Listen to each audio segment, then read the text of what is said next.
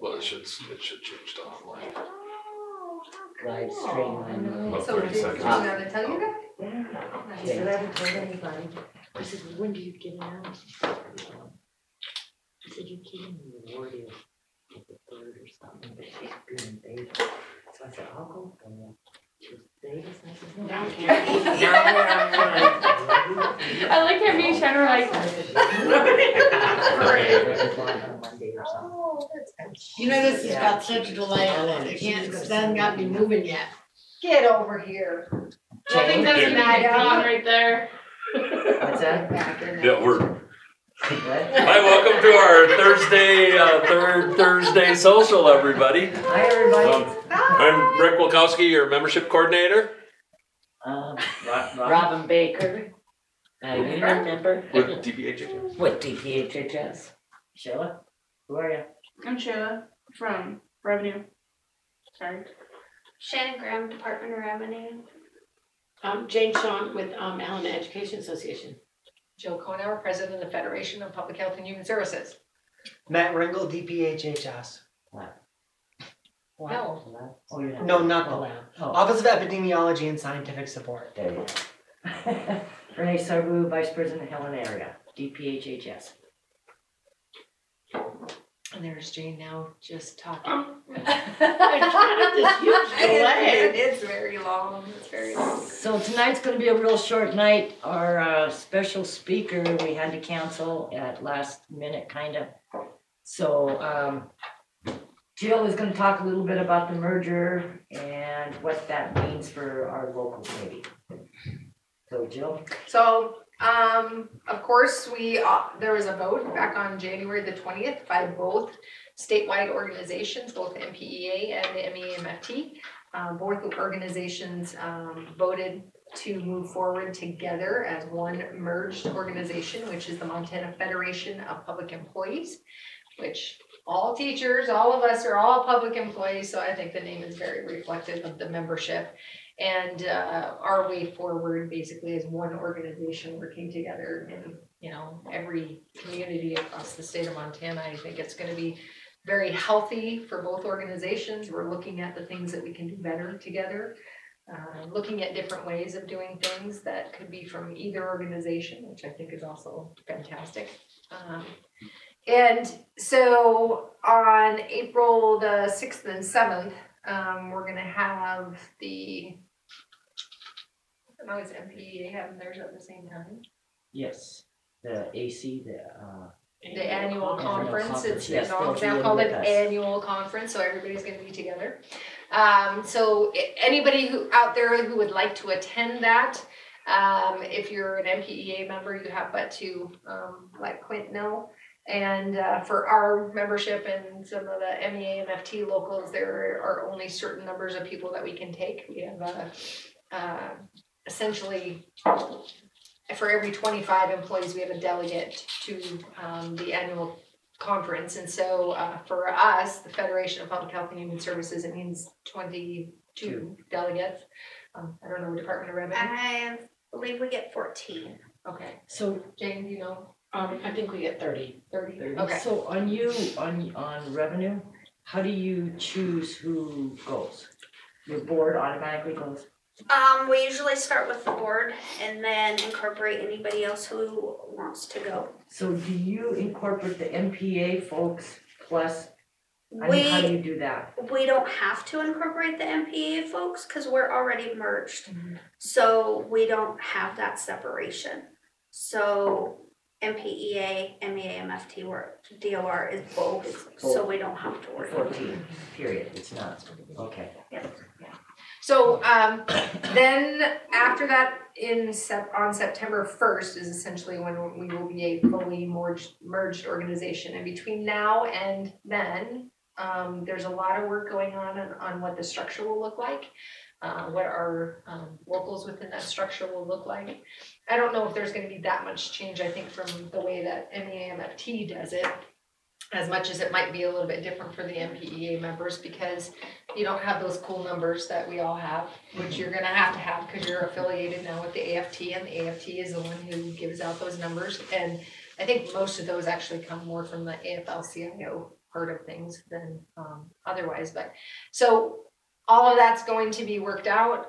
We still don't know a lot about what the structure of the staff is going to look like. How do we mesh all of those things together as we're working towards coming together as one great organization. I'm assuming they have to have both buildings, and the staff is, going to be spread between the two buildings and all of that. We are hearing things that the locals will be the locals and how they've been in the past, but my hope, especially in DPHHS, is for us to be able to merge like the Department of Revenue is, so that we're one local with one main contract.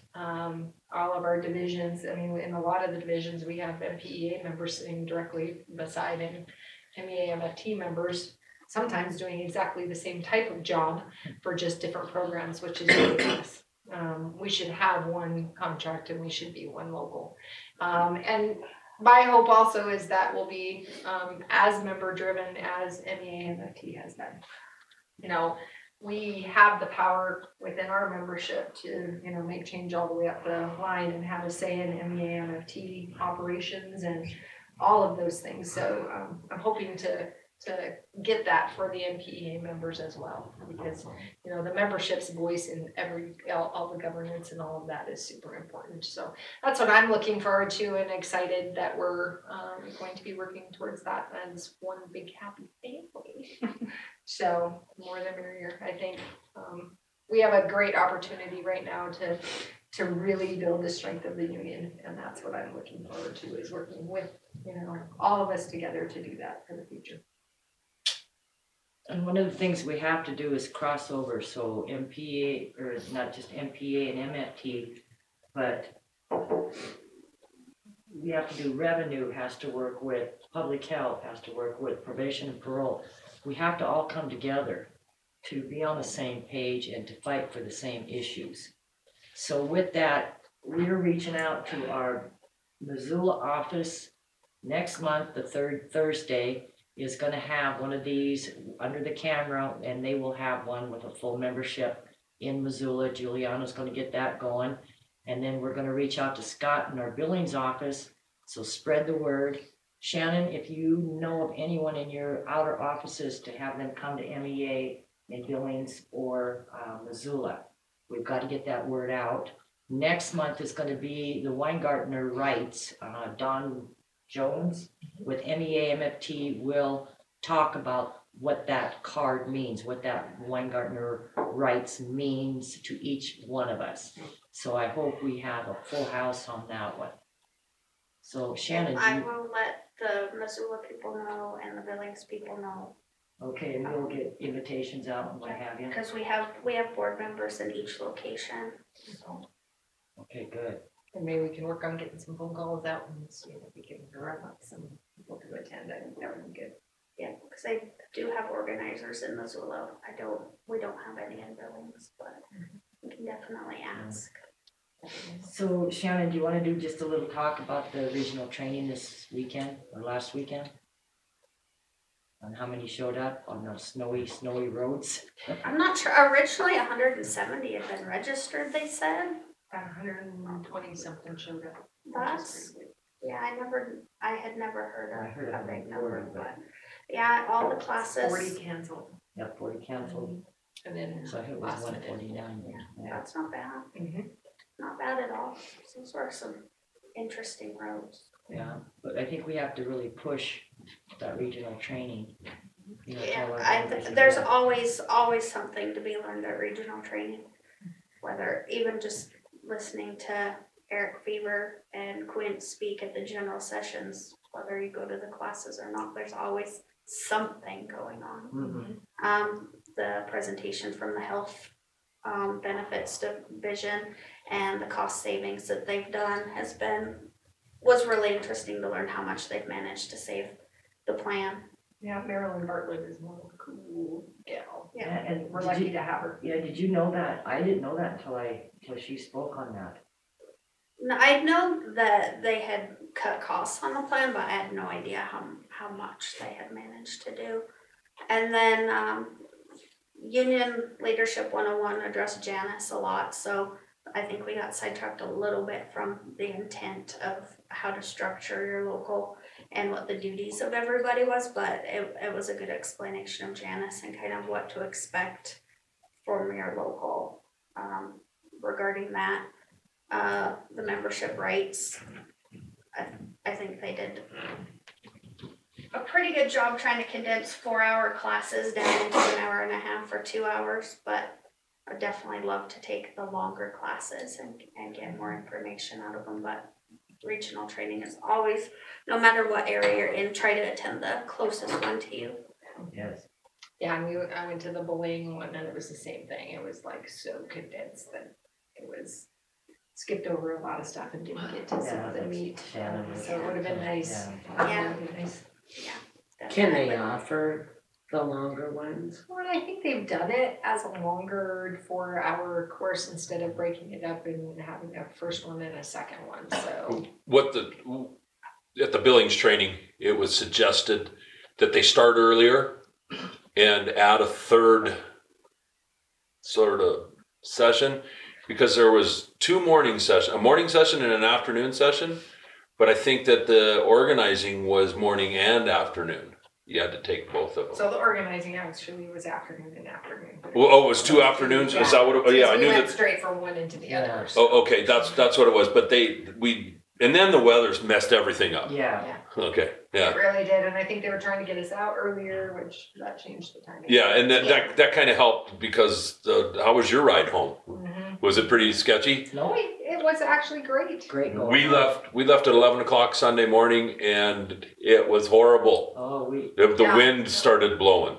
right at Gold Creek. I heard Sunday was worse coming back. So I'm glad we left when we did. Yeah. We got back to Probably town. why I got motion. Yeah, I can't drive at night, so. But one of the things that what we're just speaking around the table is we're member driven. So our comments on how this regional training went, we have the right and to make those and to change it. Right, and that's where the want. advanced bargaining came in too. It was more suggestions from the Billings training. Yeah. So I mean, it's working. It's working. Member driven. What we want is working. All right. So we actually in the organizing class got to go out and actually Yeah, we knocked on doors. You knocked on some doors? We Oh, knocked that's on doors. cool. Yeah. Like the motel rooms or? No, we knocked on people's doors. Yeah. People's. People in Missoula, that's really neat. Yeah, we had a really, really crappy walking list. Rocky what? It was horrible. The list, No one the was list was home. not It that was good. horrible. Yeah, and we didn't find anybody home, but we chatted with some random people on the street. Which was great. You didn't just go down to the Union and knock on the door. No, we had 3 people home. We had 3. Oh, cool. That's really neat. Yeah, it was cool. So catching people and talking to them about what the union's all about, and the fact that one thing we could talk about too here is the 6 mil levy stuff. Oh, that's yeah. coming up, We've got which to we push. should probably talk about a little bit. So Yeah. everybody's listening to that. But that's what we ended up talking to the random people on the street. Because they're like, what are you canvassing for? Because we've got our little, notebooks and all of that. And our Missoula's watch such a list. friendly town too. Oh, they totally are. And so it was a lady and her husband and their little dog. And so we pet the little dog and they're like, what are you doing out and about? And we said, well, we're talking to our union members about the merger. We just got merged. And I know that you care about what's going on with the university, which is, was 2 blocks away from where we were knocking on doors. And they were like, oh yeah, the university system and the funding for that is so important. And they were great. And the future of Montana depends on the education system. Well, guess what? MEMT members are the ones that are doing that. So it was great. And then I told them, and one thing we can talk about is the 6 mil levy, which is coming up. So I wanted to I'll touch on that a little bit for everybody that's out there. Or who watches this video, because the 6 mil levy is being renewed. It gets renewed every 10 years, and since its inception, we have always renewed it. And so it is not a new tax. It is nothing new that you have to pay. It's the same thing that we paid before. And so we want this to continue because it really is the base funding for the university system in the state of Montana. And if it's essentially $40 million over the biennium. And if we don't continue that, that's huge cuts to the university system and making it more difficult for our Montana students to be able to go to college, and it would increase the cost of college outrageous amounts of money. There is a group that is on the other side of it that is fighting against it, basically trying to say it's a tax increase, but everybody needs to know it's the same. It is a continuation. It's a renewal. Yeah, it's something we've already done, and we just want to continue it in the future. And again, base funding for the university system is necessary for our, the colleges are an economic driver in the state of Montana, and we really need to protect that for the future. When is that coming up to the ballot? Is that the early election? It'll be in November. It is Yeah, general election. Yeah, Okay. it'll be the general election. So just know that there will be information out there. The stuff that's being said by the opposition is very incorrect and not truthful. And Research it. Yeah, you need to look at that, and I'm hoping that everybody is supportive of that. And we'll talk to your family members about voting yes on the 6 mil levy. Jane, do you have anything to add about, you have a HEA conference coming up or meeting, general meeting? Yes, we have actually our general membership meeting. We have about 8 positions, board positions that are open. So at our general membership meeting, we put forth, we have a nominating committee, and we put forth names for those positions, and then take nominations from the floor. And then we vote after we have all the nominations in. So, yeah. Most of them are 2-year terms that we vote for. So what positions? President, vice president, president and first vice president are open. And then we have, that's on the executive board. And then on the board of directors, we have, don't quote me on this, I'm just thinking off the top of my head, but I think it is 2 high school positions, a para educator position, 3 elementary at large are open, and 1 middle school. Oh. Yeah. And we're also talking about your levy. Right, and so there's an operational levy that the district has just agreed to run. And I saw the figures this morning, it's about $12 on a $200,000 home would be what the tax would be. Yeah, and that's for operations, just general day-to-day operations, folks. And isn't some of that for special ed, or was that the permissive? No, that's the permissive levy. Yeah, because that was all the money that was cut from the state budget. We have to make that up. So Yeah. scary. Yeah. So. Yeah, that's the one thing that I want everyone to gain from us having these meetings. If you don't gain anything else, is that we are all tied and attached at the hip here. Mm-hmm. And when you hurt, it rolls Yeah. into our department. When Yeah. we have cuts in our department, you're seeing it in your school stuff. Absolutely. You get SNAP benefits, and And kids same don't with have food, and Department of Revenue. exactly. Yeah. They're the ones that are bringing the money in, and we just Yeah. cut how many people out of your department. We lost 30 so far, 32. Wow. There has been quite a bit of media coverage about the state budget. Well, okay, I'm a NPR listener, and Montana Public Radio has been doing a story almost every day, it seems like, about how many positions have been cut and what are the services that folks are losing. So I think the word is, out there. I saw that on the one of the meeting room calendars, that our communications officer had an NPR interview today, or it's coming up. Well, and if you're reading the IR above the fold, the first story has been something about DPHHS. At least every other newspaper is what I've been seeing. I don't know if that'll slow down, but as we move forward toward the legislative session, I'm hoping that just continues to grow and grow and grow, and that people realize that it's okay to raise some taxes on like wine and beer and some of that kind of stuff to kind of Is help the second us special out. session rumored It won't be still? necessary now because the budget that was just voted on, the 2-year budget, kind of fixed some of the problems that the state was gonna see through the Department of Revenue, and I don't know if they're gonna do a special session to try to fix anything, because the amount of money is much, much smaller than it was when that, the tax cut bill first went through. So, So another year, we'll see you guys back. exactly, we'll be back in 2019 Less for than a sure. year. Yeah. For sure. Well, and I hope that everybody's realizing what these cuts do and how they affect. People tend to remember things that hit their pocketbook and affect them directly. I hope they realize they can help prevent this in the future by remembering who voted for the Yep. cuts. Holding your legislators accountable. Yes. Very, Please Yes. well do that. said, Shannon. And the counties that got hurt the most were the legislators that voted for the predicament. Or voted not to help their predicament. Well, true. Exactly. So I guess in closing. Oh no, wait! I've got a special moment. Oh, This was a bit of a Facebook shenanigans from somebody. Quentin Nyman, our vice president from MPEA, and Rich Arstead, Executive director. yeah. executive director, excuse me, Mike, and Rich Arstead, who is our treasurer for I mean, MEA MFT, had a little Facebook framing done to them, and it's like they weren't framed for anything; they were framed.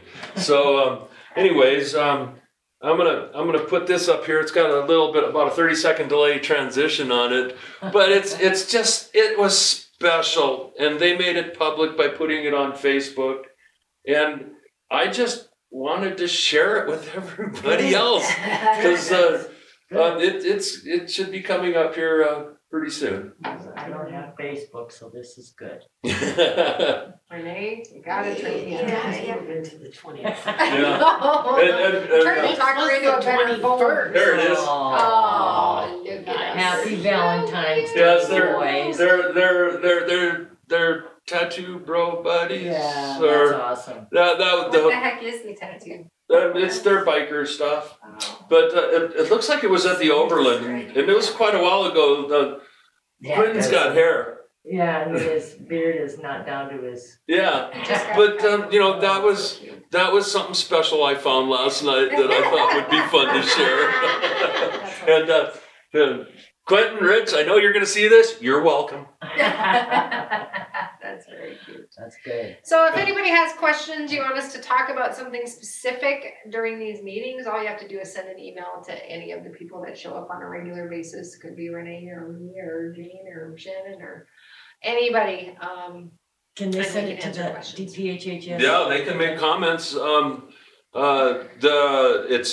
It's DPHHS 4573.local LOCAL at gmail.com is our local's website that I've been using.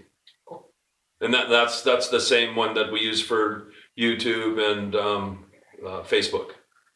So again, it's DPHHS 4573.local at gmail.com. Perfect. All right. Well, thank you. Yes, thank you. And have a drink. Share your passion for unionism by having a drink. A Mountain Dew. Thanks. A whiskey to stay warm. Oh, there you go.